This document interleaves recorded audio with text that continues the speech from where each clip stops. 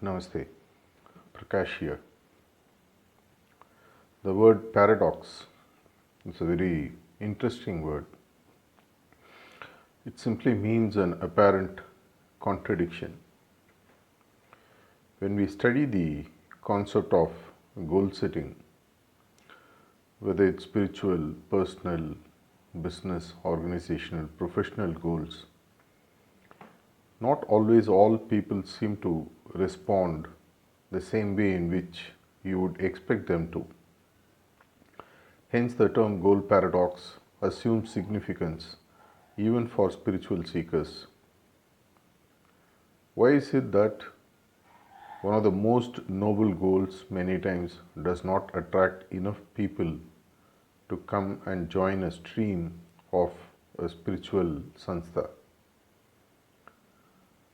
Why is it that religions are more successful in having more and more people flocking, whereas spirituality, which offers a goal of a much different and higher dimension, does not always attract people? And even if it attracts, why is it people do not always aim for the highest that is given in spiritual sanstha's? A part of the answer lies in a study done 40-50 years ago by a motivational psychologist, a person who has done a lot of research in motivation, called David McClean. After extensive research over several years, he came out with a very simple framework or a model, what he called as motivational needs. He formed three major buckets, and he said these are the three main buckets under which people get motivated.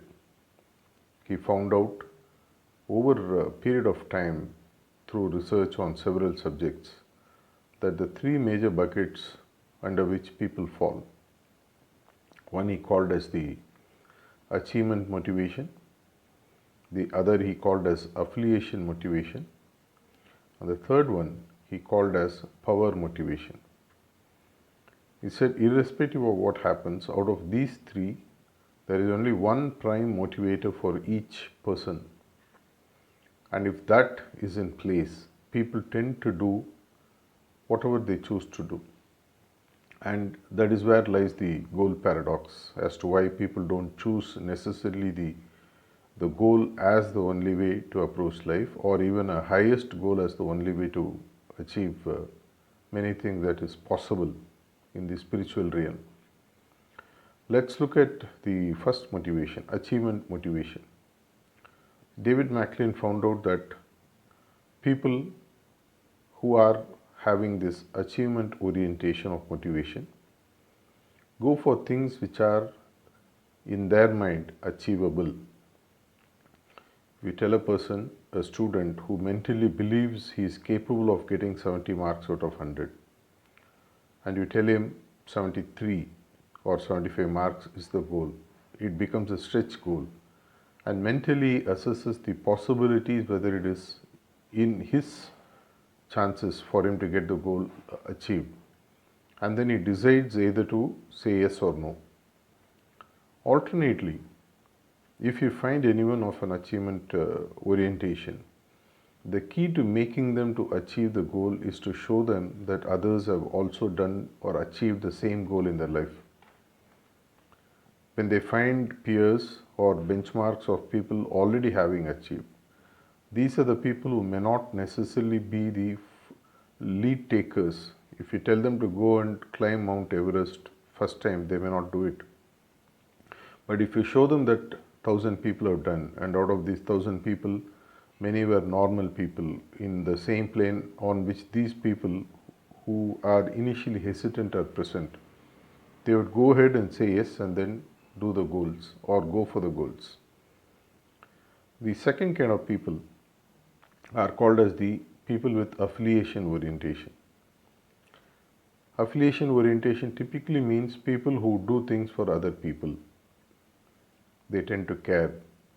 When my clan needs something, my family needs something, I would stretch myself because I am affiliated to them. Hence, for them, goal setting is not about achieving something, it is about doing something because that keeps harmony in place, because it keeps the teams in place, because it keeps them in place. These are the people who will rise up when there are emotional situations that need support. These are the people who will walk an extra mile to make their teams, their families, or even nations feel good. Rest of the time, they are not going to come forward and lead. So, if you want them to go for a goal which is the highest, you may have to show how several millions of people are going to benefit if they also do this. It might motivate them to go for the goal.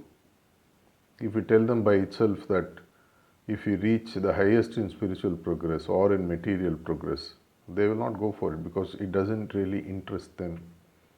But if you show them by doing it, they are going to motivate thousands and thousands of people to change their lives positively, because that touches a chord inside of them which normally is not touched by this showing them material gains or showing them that you are the first to achieve, you are the first to climb Mount Everest, you are the first to reach the highest spiritual progress possible. They won't take it because they don't have a feel for it. The third type, what is called as the power motivation, power needs. These are the people who love challenges. In normal times, they are not going to come forward and go for a goal just because someone tells them. But they need to face resistance. They need to display their power by doing something which is not considered as possible for others. These are the people who would love to show to the world that they are really capable of going for the highest. Imagine the same goal of the best material progress, the best spiritual progress. Yet not all people would have the same inclination or the way to go for the goal. And that's where the paradox lies. And this is where many leaders fail, because what tends to happen? They motivate their team members the way in which they themselves are motivated. If you are a leader who has achievement orientation as your motivational need, you may be pushing, you may be working on your team members with the same set of mind because that's the way you think. Whereas if your team members considered predominantly people with affiliation orientation or power orientation, what is likely to happen? They will not understand your language. They'll just be with you because you are a leader, you are the boss, you pay them or whatever. But it won't work. They will not follow you. They will not go for what is the best. The same way, if you have achievement orientation or affiliation orientation, you will be working on harmony and sort of keeping the flock together and working for them. But a person who has power orientation, who is working in your team or whom you want to go for the highest material or spiritual progress, they will not see any need for satisfying other people's emotional needs. They will not even start. The same is true for people who are power orientation needs. They love to achieve what is considered impossible, but your team members may be really shivering. They may not want, because someone is achievement orientation and he doesn't want to be seen as a failure, and he will not go after what you want him to. Hence, as a leader, whether you are leading an organization, whether you are leading whatever, a team or anything, an NGO or whatever, unless you understand what is your motivational need and you understand what are the motivational needs of the people who are following you, whom you want to achieve or go for a specific goal, it's not going to be possible. Until such time, you will have these goal paradoxes, the stretch goal paradoxes always there. Why is it that religion many times keeps the goal so low? If you really look at the goal of a religion, they don't really push for very assiduous practice. Once in a while, certain rituals, certain practices, and just even aiming for a liberation or avoiding rebirth or salvation at the time of death is more than sufficient. And that is quite an easy goal for at least many people who have achievement orientation to go for. And that is precisely the reason why there are many people who move away from religion. These people may be having power orientation as their motivation. Hence, look at what is your motivational need and then go for it. I am very sure it will give you a lot of answers. Thank you.